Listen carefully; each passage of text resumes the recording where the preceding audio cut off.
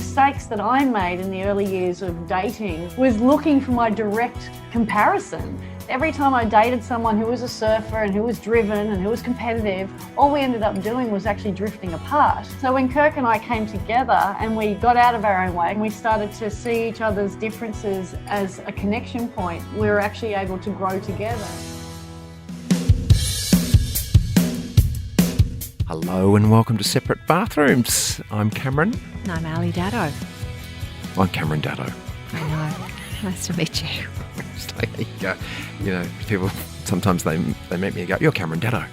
It's Cameron Daddo, one word. Some people just have names that you want to add the last name to all the time. We have a good friend of ours who's never Michael. He's always Michael Bond. Okay, Michael Bond. To a lot of people. Yeah, it's not just of people. us. He's never been Michael. He's always been Michael Bond. Michael Bond. It's because he's got such a cool surname. That's right. Bond. Speaking of cool people, we are about to talk to a superstar of surfing, Layne Beachley, and an incredible rock star, Kirk Pengilly. Pengilly. Yes, husband and wife team. They've been married since 2010. They have a fantastic story. They're both very kind and generous and philanthropic, and they're both involved in all sorts of charities. Yeah. And in fact, on Layne's website, which I just love, the first words that pop up on the screen when you go to her website is champion of authenticity.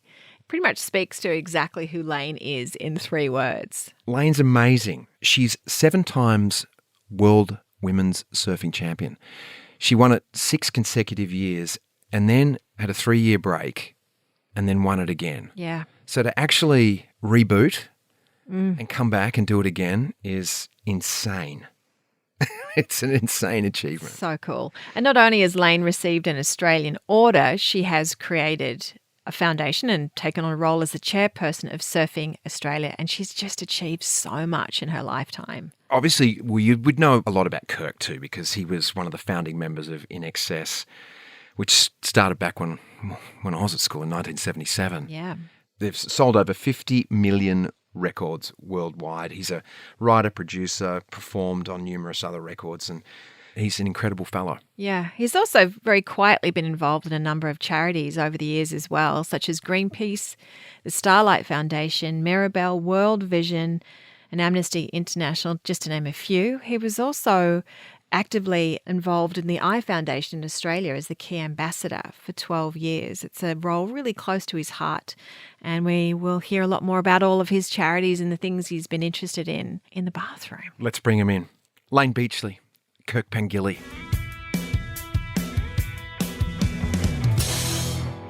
Thanks for joining us. Thank you. Thanks for having us in your bathroom. Yeah, it's clean. Your bathroom looks decidedly better than ours. It's got a few trophies in there. We're zooming today. Yes, we are zooming from our bathroom, also known as our trophy room. Yeah. And there's a lot of silverware. It's more Layne's than mine. Yes, Oh, there's mate. a lot more money. Is that an I got MTV? one shelf. Yeah, I was going to say, is that an MTV Moon Man on the back shelf there? Wow. It is indeed. Arias and MTVs. I put baby in the corner. Kirk sneaks in there late on a Saturday night and does the lift. Yeah. I'll move things around to see if she notices. Yeah, there you go. Of course I do. It looks fantastic. Listen, I read something about your wedding that you guys were married at 10:10 on the 10th of October. Now, what is the significance of all those 10s? Well, it's a numerology thing. I think it's a Chinese, Correct. or maybe Asian numerology, meaning, happy, long, healthy marriage. 10, 10, 10. Eternal love, happiness, and bliss. Yep. How 11, beautiful. 11, 11. Yeah. So Kirk, we got engaged in November 2008, and then we never really set a date. And then one afternoon you saw something about the numbers and numerology and went, let's get married on the 10th of the 10th, 2010. I went, okay, that sounds good. But it just fell on the time of 10:10 a.m. We didn't actually plan that. Yeah. No. That's That's I know. mystical and magical. It was. Suspicious. And the sun came out because it had been raining all morning. Yeah. Ah. It was overcast and suddenly the sun shone down. Burst through the clouds. We're like, oh. Yeah. And it was right at the time when we were lighting 2 single candles to join together to light 1 single candle. Oh. And And it all happened at the 10 a.m. So it was beautiful. So where were you guys at in your life when you met each other? When we met was 19 years ago. You haven't changed a bit. 19 years ago. Actually, and no, you have. Thank you. We were both sort of in limbo, just out of relationships. And I was still touring. yeah, and INXS was in a bit of limbo. I was still winning world titles, and he had no idea who I was. Go you, good thing. That's probably half the attraction, was it? and I didn't want to know, actually. Oh, you're famous. Get away from me. I was not interested at all in a surfer. No. And we were set up on a blind date. So anyway, Layne was the one who was pushed into the blind date. And Yeah, I had to come to an INXS show. Poor me. and she followed it through by scrounging my phone number reluctantly out of me and taking me on a date. 10-pin bowling at DYRE. Beautiful. All Beautiful. class. Whoever set you up, what made them think that you two would actually be a good match? Well, it was John Stevens, the former frontman of Noiseworks, Yeah. who became the frontman of INXS, and he felt that we had a whole lot in common, even though it's taken us 19 years to realise what that is. Right. A lot of the things that we have in common around becoming the best in the world at something, the work ethic and the commitment, the dedication, the sacrifice, all the things that are responsible with becoming the best in the world. And respect. And we had mutual admiration and respect for each other. Once I found out who she was. Once he had no idea who I was, and actually didn't, as he said, didn't care. And I just chose to make a promise to John that I would take Kirk on a date. One of the other things that he felt that we'd get along really well was based on our laughter, and that we both love to laugh. We laugh at life, we laugh at each other, and we laugh at ourselves. And having gone out with someone who was really intense and really focused and didn't really laugh much, that was a really important part of my criteria moving forward. Well, you both share this amazing ability or accolade. You've both been number one in the world, in your respective fields. So is there a sort of a communion there? Have you shared notes on what it was like for both of you at the time when you were, in those dizzy heights? Not a lot. Well, you were rock and roll, man. There was groupies. I'm sure, I suppose there's surfy groupies too, though, right, Layne? Yeah. Oh, yeah. I mean, I think She says, laughing. I think where we shared it was that Layne came on the road with INXS for a couple of weeks at one point early on, and then I went to one of the pro events that Layne was competing at, and I think that was where we probably, or certainly I think for me, got a real picture of what Layne has done and gone through to get to where she did. So, because we met obviously after for me, after the fact that we were number one, but Layne was still a rising star and heading towards her 7 world titles. But I don't think certainly these days we don't kind of sit around talking how great we are. We just walk into the trophy room. Yeah, we just walk into the trophy room. Yeah. Yeah, it wasn't. We certainly didn't compare notes, but we have become. I'd say we've become pillars of inspiration and support throughout different stages in our careers. So when I met Kirk in 2002, I was still winning and he had really lost his mojo a little bit. So I was a little overweight, He was a little unhealthy and a little unhappy. So I inspired Kirk to take better care of himself. Now, I mean, you can't tell anyone to do something unless they really want to do it. So fortunately, Kirk really wanted to improve his health and well-being. And then when I retired, I felt quite lost, and Kirk had been through that a couple of times, so he was able to support me through that. So we, based on our own personal life experiences, we've been able to support and nurture and guide each other through different phases of our careers and our lives. Beautiful. Both of you have what we might call philanthropic hearts. What do you put that down to? You're both involved in so much charity work and giving. So what do you say is the reasons for that for both of you? Yeah, why do you do it? I think it's just being grateful for all the opportunities and my life really that I've led has made me want to give back in certain ways. Mind you, perhaps a little different to Layne, the charities I've been involved with It's been me that's been approached by them because of my health issues throughout my life. I had glaucoma, many, many years ago, and then I had prostate cancer 6 years ago, and so that led to a lot of opportunities in being able to, share your story. be an ambassador for different charities and stuff like that. So that for me, and also I guess, watching Layne, who started her own foundation nearly 2 decades ago, that inspired me as well. Yeah, and from my perspective, it's also, our greatest values come from our darkest voids. And when I had an opportunity to reflect after winning so much, and not only reflecting on my challenges and the things that I had to overcome, but also taking the time to have some empathy for people that are struggling and doing it tough, and realizing that we have the capacity to make a difference, whether it's through financial support or physical support or words of support. It doesn't take much to make a positive impact on someone's life. It's just having the impetus or the confidence to do it.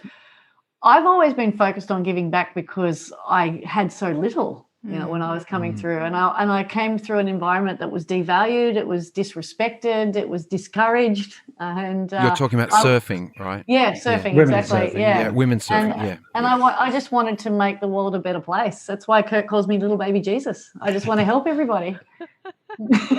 LBJ. LBJ. All the way. All the way with LBJ. Is that 10. Layne, is that your Aim for the Stars Foundation? Because you've actually got two. You've got your Aim for the Stars and you've also got your Awake Academy. Now, they're two separate things, right? Yeah, so Aim for the Stars was for 15 years provided financial support to young girls and women to achieve their dreams in all walks of life. Yeah. So after 15 years, it got to its natural expiration date, and I decided to wind it up. And then that opened me up and enabled me to start pursuing another endeavour called Awake Academy, which is all about cultivating connection, growth and happiness in humanity. So I created a self-empowerment online platform as a self-paced online course to help people wake up and own their shit and trust in love. So it's all about helping people detach from fear. Your byline underneath is no bullshit transformation. That's correct. I love it. This is not a fluffy goal-setting course. This is about getting out of your own way. Yep. Perfect. Yep. So in terms of fear, Kirk, did you ever feel fear before going on to do a show? And Layne, what about taking off at, Pipeline on a massive wave? I mean, how do you guys combat that? And can you plug that learning into navigating in your life? I think Kirk's biggest fear was actually accepting the date option from me, giving me his number. Yeah, that was very fearsome. No, I definitely I used to get nervous. Not every gig, but a lot of shows. It depended. When it was a big city like New York or LA or Sydney or London, where there was always a big contingency of media and record company, and also. We used to, often record shows for whatever. There used to be a lot of companies that used to come in and record your show and broadcast it or whatever. I used to get really nervous before that too, because, when you're performing live, if it's not being recorded and you make a mistake, it's gone. But when it's recorded, it's there, forever. Perpetuity. Yeah. So, I mean, you screwed up. I pretty much combated that with wine. Nice rosé. All right. Yeah. Nice stiff rosé before I go back then on. it was Matus. Quality. As long as it wasn't a masseuse. Yeah, there was that too. Yeah. Rub it out of him and then drown it out of him. From my perspective, all the lessons that I've learned about overcoming fear and adapting to change and dealing with adversity and building resilience, they're all applicable lessons that I apply to my life and then share with people, either on my course or when I'm on stage as a motivational speaker. Or when I'm just out in the water just talking to people. I'm all about it. Yeah, those lessons are very applicable. And one of the sayings that I often use is, if you're not winning, you're learning. And a lot of the fear that comes with failure is something that we can utilize to actually propel us forward. So it's a matter of taking the time to just actually reflect on it. And I'm a very introspective person. I do take the time to self-analyze and self-actualize from that. That's for sure. Where do you do that? Where do you do that? A lot of the time I'm doing that in the water, or I do Yeah. it when I'm meditating, or I do it with a journal, or I do it when I'm immersed in nature. I don't have a specific formula or time set aside for it. I'm actually doing it all the time. So when I'm on stage, I'm analysing my audience to see whether what I'm saying is resonating with them. I'm always reading, and I'm always analysing and watching and observing, because I'm in this relentless pursuit of improvement and growth.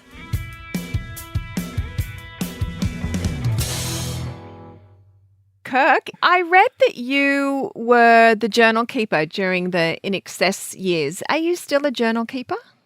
I am. I do it on my phone now, but He's a digital journal keeper. I handwrote them from 1979 to 1995, and then I moved into electronica.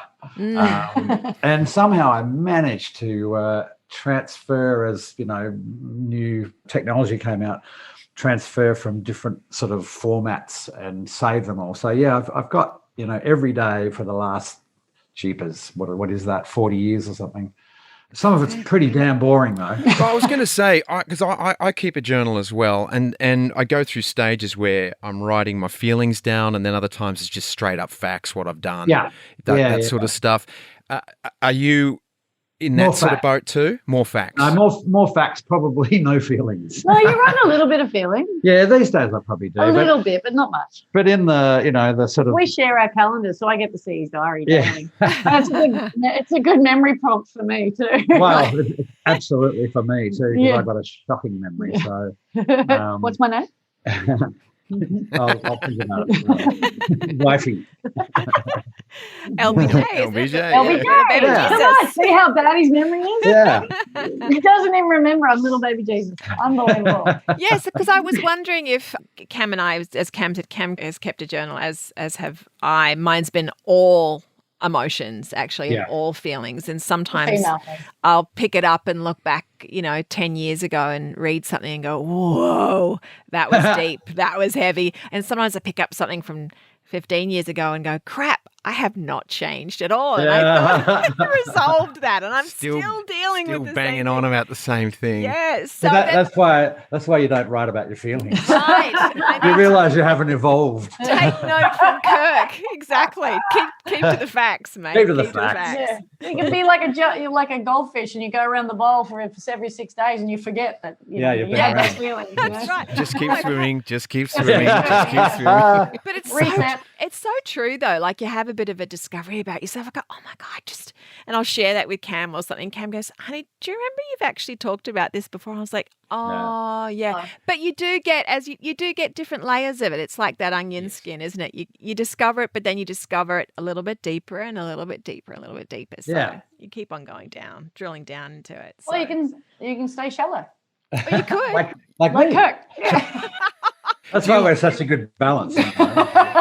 I'm so deep. Well, I was going to say, Alison was actually, that story that she just shared is actually the opposite. It's more me. She was being very kind, because it's more me going, oh, hey, I've discovered this. And she'll go, honey. Yeah, here we go. You said that about 3 weeks ago. Just keep swimming, just keep swimming, just keep swimming. Righto, Dory. Exactly. So, world surfing champion makes rock star. Opposites, really. Do you think opposites attract? Yeah, I think so. But I think, with us, we certainly thought we had nothing in common when we first met, and then, as we spent time together in the early years and whatever, and realised that there was just lots of different things. Still nothing in common. That's okay, isn't it? That's okay. Sense of humour. That's about well, it. Yeah, and as you said earlier, before, respect for each other and an understanding of what it takes and what we've both been through in our professional careers, and as you would know, the taking away of your privacy and the fact that you just sort of intrusion into your life. Yeah, you're always in the public eye and all that sort of thing. I don't think of you two at opposites at all. I mean, you could say, yes, surfing and what they do is probably career-wise. True, but fundamentally, as I was saying, that's why you have to have a connection on some level or another, and the fact that you two are clearly good-hearted people, and that's not the opposites. That they're the same. They bonded through that. Curiosity has to play a big part in it, doesn't it? Yes, and I was extremely curious. I mean, I've been a fan since I was 14 years of age. So to then be asked to go out on a date with one of the band members, it's like, what? Do I get out my Garfield jumper? Yeah. That's what I wore to my first concert. Trouble is, it was the wrong one. I had no interest in Kirk, no. I wanted the drummer. I think I remember you saying. I think I remember you saying as to John Stevens, John, you're hot, and Kirk, you're not. Oh gosh, yeah. I so wanted to go with John Stevens and not Kirk that night that I met Kirk. It was not pretty, but I was pretty shallow back then. But what I want to talk about in relation to opposites attract is I feel that the labels that we place on it is what actually limits it, because I feel that the mistakes that I made in the early years of dating and mating was looking for my direct comparison. I mean, I wanted to find someone who was a mirror image of me. I wanted someone who was me. And every time I dated someone who was a surfer and who was driven and who was competitive, all we ended up doing was actually drifting apart. Yeah. And so when Kirk and I came together and we got out of our own way, because the first date was not going very well and limoncello saved us, but when we got out of our own way and we started to see each other's differences as a connection point, we were actually able to grow together. And the good thing about us both opening ourselves up to a situation that wasn't optimal at the start is that continues to get bigger and better and stronger and bolder as we go on. So our love for each other and our adoration for each other is actually getting stronger as we get older. Yeah. Versus drifting apart. That's I don't know about you beautiful. guys. How's that going for you two? Oh, You're like you're in separate rooms. terrible. Yeah. No, I'm kidding. Did you see? No, it's changed. It shifts and changes all the time. And I've said this before. I mean, I met Cam when I was 20 and he was 25. So it's How long ago was that? well, I'm 51, so it's a long ass time ago. No. 31 years. Yeah. So what I I'm love 42, by the way. what I love though is to be able to you guys have been together 18 odd years, 19 years too, but I love being able to see the changes that Cam has gone through because of the work that he's put in and the effort of wanting to be a better person. So, meeting him now would be lovely too, but I know who he was when he was 25. And so that's such a richness of the fabric of our marriage that's really, really special to me. And that brings me back to the relationship and to Cam every day, just going, wow, I knew you when you were such a young guy and look at you now. You're this beautiful grown man. Such an old man. Old man. With all the grey. And yes, 56 Layne. I was just... But being part of that growth though is special, and is bonding, and you're a part of it anyway. Yeah. Do you guys ever fight? And what about if there is any conflict? Not often at all, really. If we do, it's usually me exploding. He lets things go too long. Right. And then one thing will trigger it, something, and then he'll explode. So bubbles, but that doesn't happen often. I think I can count on one hand the amount of times we've had anger towards each other. It doesn't happen often, and that comes down to the ability to communicate and deal with things as we go. And we both do our own work individually as well as together, so that helps a lot. But so we know we don't really fight. I think one of the things that really frustrates Kirk is in my Gemini way, I'm very unstructured and disorganized, so there's shit everywhere all the time. And I'm very tidy. Yeah, he's a Nice. Cancerian, Yeah. so he's all clean and tidy and everything. yeah. He's like borders on OCD. Yeah. So The guys outrageous. on tour, the guys used to get the tour manager to let them into my room, and they'd mess up my case because all my stuff would be so neatly, packed always in my suitcase, and and all that sort of stuff, and they come in and mess it all up and be like, ugh. Yeah.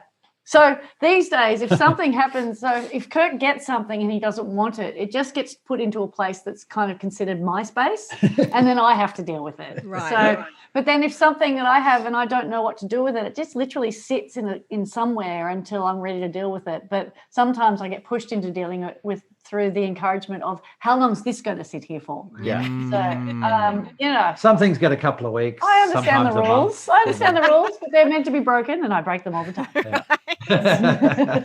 I've learned to, love that. Yeah. Yes, you have. Yeah.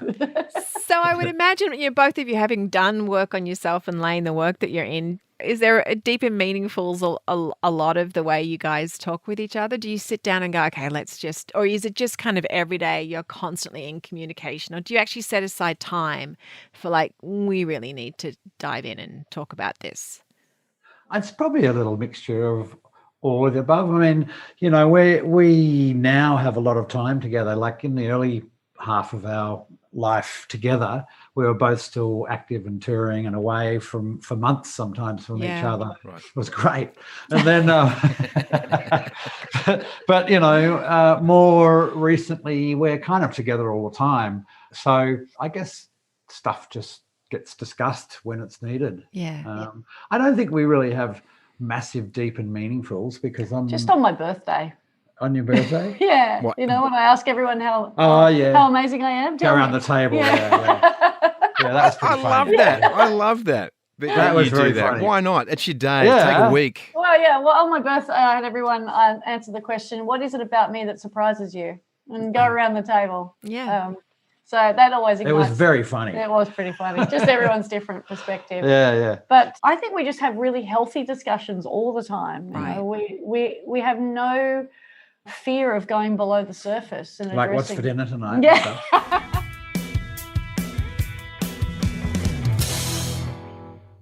You've mentioned numerology. You've just given us your horoscopes. What about palm readings and tarot? Are you into that sort of stuff as well? Occasional tarot card, but no, I've never read one for you. For fun, you know, maybe, but no, not really. It could be a long conversation. Yeah, Kirk's into mediums and. Oh no, I'm not into mediums. I don't go and visit mediums and things, but I mean, I'm certainly open to lots of different things. But I kind of, for me, I prefer not to know what's coming. For example, with, you know, interviews and things, sometimes the journalists want to send through questions first or whatever. And normally I don't like that. I prefer to have the spontaneity of it, you know. And which is unusual because you're such a non-spontaneous kind of guy. You know, you like to plan everything. You know, everywhere we go, you plan everything, even before COVID, when things were open. That's what I loved about COVID. You have to plan everything. If you're going to go away, you got to book every restaurant, every meal. So you love structure, you love planning, you love cleanliness. Well, it's only because my whole life was structured and planned. Yes. I was going to say that with that, you know, with the band and your history of the band, you've got to play the songs, you've got to play the solo, you've got to be there, and, you know, otherwise you mess everyone else up. Whereas Layne, you're dealing with the wave that's always going to be different. Yeah. The current's always going to change. You know, when you were talking about the relationship before and drifting apart and coming together and stuff, I was just had this image of sitting on a beach break, and when the tide's coming in and out, the peak point changes, doesn't it? And you've got to keep moving and going and paying attention to everything that's on it. So it just seems with Kirk, you know, your training has been in basically being organised, and Layne, yours is not. And what a beautiful blend you are. Been in adaptability. And you would think, you know, the irony of it really, it was you would think with all the years of that in each of our lives, we'd want the opposite. Like you would think Layne would like some structure and some planning, and I would like some spontaneity, but no. Well, it's funny. My next question was actually, I already had this planned, but I was going to say, what's in the future for you both? And I don't mean that from a psychic way, but you know, what are your plans for the future? Have you got something coming up that you're excited about? Ask the planner. Besides dinner. What have we got? Well, we've got a few trips away and stuff, but there's no big, you know, long-term plan at the moment. We're just kind of trundling along with what comes our way. Are you happy with the life that we live? Oh, I love our life. Yeah, it looks like it. I don't know if I should mention this yet, but we are going to McLaren Vale in a couple of weeks to blend a rosé, because I'm putting out a rosé. Oh, that's amazing. I know. What's the name of the wine? Can we name it? Well, it's a little bit. It's a little bit in question at the moment, but it's basically KP wine, as in Kirk Pengilly wine. But I couldn't trademark the KP wine for some reason, but I'm still working on that. Okay. But anyway, so we were actually going over there in a couple of weeks to blend the two grape varieties that we've combined, Mataro and Grenache. I love that. Yeah, so it's pretty exciting, actually. That is exciting. Yeah, but we're only doing a little small run that'll probably go into a couple of restaurants this year just to give it a try out, and then we'll see what happens. Our future holds alcoholism. Yeah. We do a segment called the 2-minute shower. So we like to conserve water here so that you keep your answers short, please, if you would. So we'll ask the question and you both answer, not at the same time, preferably. The 2-minute shower, here we go. Number 1, what the world needs now is? Empathy. Remember, it's a 2-minute shower. I'd love. Love. All the world needs is love. What does a perfect day look like? Sleep in. Get up early. Sunshine. Yeah. Yep. And a long lunch. Surf. Still. Then lunch. Still. Then a nap. Yep. Oh, yeah, I still surf every day. I have to have a surf every day. Gets grumpy. Yeah. So for me, get up early, get some work done, have a surf, go out to lunch, have a nap, and then watch some footy. What's your favourite attribute of your partner? You go first. His sense of humour. Yeah, I'd have to say the same. I thought you'd think my laugh. You love my laugh. I do. I love lots of things about you. No. But laugh is, part of humour. Yes. But yeah, sense of humour. Okay, you're ready for the next question? This could be the first moment of conflict for both of you. Who's funnier? Me. Yeah, Kirk. He's funnier looking. Only a wife can get away with that. Yeah. Until later. Remember when you said that? Ellie. That and the John Stevens comment. Oh, boy. Yeah. Yeah. John, you're so hot. Kirk, you're so not. Yeah. That thing that drives you nuts. It doesn't have to be about each other. It can be about the world. I was going to say Layne.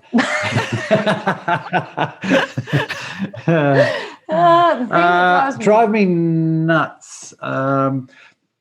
People selfishly parking. Taking up 2 spots when another car can fit in, kind of thing. People raping, pillaging, and destroying the planet. Yeah. Yeah. You had to go one bigger, didn't you? I did, yeah. One time in your life that you would like to revisit. One time in my life I'd like to revisit. Interesting. Always moving forward, so. Yeah. It That's a tough one. is, isn't it? It's a really tough one. I've gone blank. Yeah, that's unusual. Blankety blank. What Well, did it show? the first thing that did come to mind was our wedding. So, Oh. but I mean, I don't know Why why would you I not would do it? I don't know why I would want to revisit it because it was so good anyway. So, but it was a special, happy time. Yeah. Maybe I need to revisit the surf trip I went on before our wedding, so then I would avoid kicking my fin and getting stitches between the webbing and my toes, so then I would be able to wear shoes to our wedding. Yeah, There you that's go. not That that works. Yeah, but then you wouldn't have a great story. Or another scar. Yeah. All right, final question. One word to describe each other. Loving. Yeah. I was going to say beautiful. Oh, Yeah. thanks, cutie pie. Aw, She is. She's such a beautiful person, you know. you can see that.